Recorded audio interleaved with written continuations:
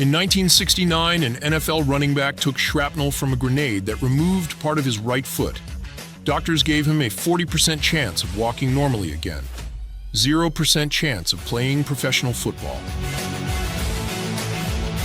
6 years later, that same player won his third Super Bowl ring with the Pittsburgh Steelers. His name was Rocky Bleier, and this is the story of how a man who physically couldn't make a normal play became one of football's most unlikely champions. To understand how this happened, we need to go back to where it all started. In a small town in Wisconsin, where everyone said he was too small to ever make it.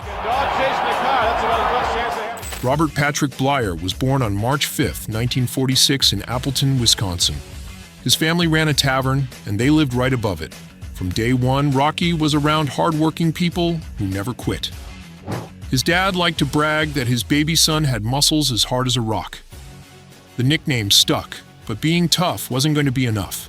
At 5 feet 9 inches and 195 pounds, Rocky heard the same thing everywhere he went. Too small, too slow, won't make it at the next level. He captained the football, basketball, and track teams at Xavier High School. Colleges still doubted him. Notre Dame took a chance on him in 1964, but even there, the questions followed him onto campus. At Notre Dame, Rocky played under legendary coach Ara Parsegian. He wasn't the fastest running back. He wasn't the biggest. What he had was something you can't measure on a stopwatch. In 1966, his junior year, Notre Dame went undefeated and won the national championship. Rocky played in the famous 10-10 tie against Michigan State, the game that decided the title. When a teammate got injured during that game, Rocky switched positions mid-game to fill the gap. That was who he was. Do whatever it takes, win at any cost. By his senior year in 1967, his teammates voted him team captain. The 1968 NFL draft came around. Rocky waited and waited. Round after round passed. The Pittsburgh Steelers finally called his name in the 16th round. 417th overall, one of the last picks in the entire draft. The Steelers were terrible back then. They'd been losing for years. Rocky didn't care. He just wanted a chance. He made the roster as a rookie, mostly playing special teams and getting a few carries here and there. Nothing special. 39 rushing yards total. But he was in the NFL. Then in December, right after his rookie season ended, Rocky got another letter in the mail. This time it wasn't from the Steelers. The United States Army drafted him to fight in Vietnam. The Steelers tried to get him into the reserves or National Guard, anything to keep him out of combat. It didn't work. The war needed soldiers, and Rocky Bleier was going whether he liked it or not. Some guys might have been bitter about it. Rocky saw it as his duty. On December 4th, 1968, he reported for service. His football career was on hold. His life was about to change forever. May 1969. Rocky deployed to South Vietnam with Company C, 4th Battalion, 31st Infantry. He volunteered for combat duty. They made him a squad grenadier, which meant he carried an M79 grenade launcher. Frontline work, dangerous work. Nobody in Vietnam cared that he played for the Steelers. He was just another soldier trying to survive. Rocky himself said it best later on. I was an unknown football player on a losing football team. Out there, that meant nothing. What mattered was staying alive. August 20th, 1969. Rocky's platoon was on a mission near Hep Duke when everything went wrong. They walked into an ambush in a rice paddy. Bullets started flying from every direction. Rocky crouched down, getting ready to fire his grenade launcher. That's when the bullet hit him, left thigh. He dragged himself behind cover and wrapped the wound, while the firefight continued around him. Then he saw it. A grenade bounced off another soldier and landed right next to him. The explosion tore through his right leg and foot. Over 100 pieces of shrapnel ripped into him.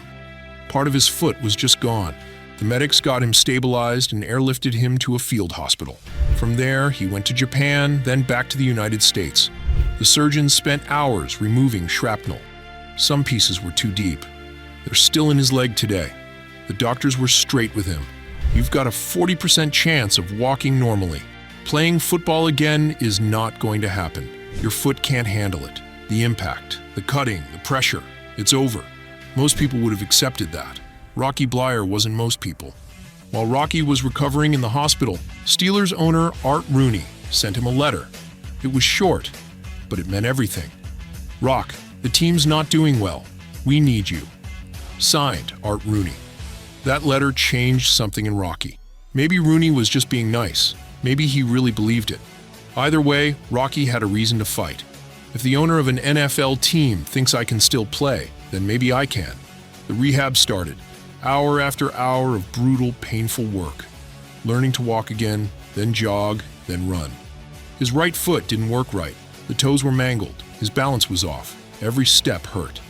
In 1970, Rocky reported to Steelers training camp. He was nowhere near ready. The team cut him, but kept him on injured reserve. Same thing in 1971, cut again. Rocky kept showing up, kept working. The other players started to notice. This guy won't quit. The coaches noticed too. In 1972, Rocky made it through training camp. He played in a few games. It wasn't much, but he was back on an NFL field. Then 1973. Cut again. This would have broken most people. 4 years of trying to come back, and he was still getting cut. Rocky went home to Appleton and worked at his dad's bar. He could have stayed there, found a regular job, moved on with his life. He didn't. He went back to Pittsburgh and kept training. 1974 rolled around and something clicked. Maybe his body finally adjusted. Maybe the coaches saw something different. Rocky made the final roster. For real this time. He played mostly on special teams at first, but he was contributing. The Steelers were building something special. They had a young quarterback named Terry Bradshaw, a dominant defense called the Steel Curtain. And they had guys like Rocky, who would do anything to win. December 29, 1974, Super Bowl IX. The Steelers beat the Minnesota Vikings. Rocky Bleier had his first championship ring. 5 years after doctors said he'd never play again, that was just the start. In 1975, the Steelers won Super Bowl X. Rocky was playing more, getting more carries, proving he belonged. Then came 1976, the year Rocky Bleier rushed for 1,036 yards, over 1,000 yards. A running back who couldn't walk right just 5 years earlier was now one of the top rushers in the NFL. He did it with a foot that was held together with surgical scars and sheer willpower. He did it by studying defenses, finding the right angles, and refusing to go down easy. The Steelers had Franco Harris getting the spotlight, but Rocky was right there beside him in the backfield. Together, they formed one of the best running back duos in football. Super Bowl XIII came in January 1979. Pittsburgh versus Dallas. Late in the game, the Steelers needed a big play. Terry Bradshaw threw a touchdown pass. Rocky Bleier caught it. The crowd went wild. That moment, right there, was everything Rocky had fought for. A touchdown in the Super Bowl, 5 years of surgeries and rehab and getting cut and showing up anyway. All of it led to that catch. The Steelers won 3 Super Bowl rings. Then in 1980, they won again. Super Bowl XIV, 4 championships. Rocky retired after the 1980 season with 4 Super Bowl rings and over 3,800 rushing yards in his career. The numbers don't tell the whole story, though. Rocky Bleier wasn't a Hall of Fame running back by statistics. His career average was decent, but not legendary. What made Rocky special was the impossibility of it all. A 16th round draft pick, nearly killed in Vietnam, lost part of his foot, told he'd never play again, then won 4 Super Bowls. The Steelers dynasty of the 1970s is filled with legends. Mean Joe Green, Jack Lambert, Terry Bradshaw, Franco Harris. Rocky Bleier belongs right there with them because his story shows what that team was really about. Toughness, resilience, never backing down. Pittsburgh fans knew it. The team knew it. Rocky proved that championships aren't just won by the most talented players. They're won by the ones who refuse to quit. After football, Rocky became a motivational speaker. He wrote books about his journey. In 1980, they made a TV movie about his life called Fighting Back. Now, Rocky Bleier is fighting back. He got hurt in the war, but that doesn't mean I want him on my football. Robert Urich played him. Millions of people watched it and learned his story. Rocky spoke to veterans groups, corporations, schools, anyone who would listen. His message was simple. You can overcome anything if you're willing to work for it. He went back to Vietnam in 2015 for the first time since the war. He visited the spot where he was wounded. He talked about how that moment, as terrible as it was, led to everything that came after. In 2016, Rocky even wrote and starred in a one-man play about his life in Pittsburgh. At 70 years old, he was still sharing his story, still inspiring people. Rocky Bleier never made the Pro Football Hall of Fame. Some say he should be there. Others point to his stats and say he falls short. The debate misses the point. Rocky's legacy isn't about yards or touchdowns. It's about what those yards and touchdowns represented. Every time he stepped on that field, he was doing something doctors said was medically impossible.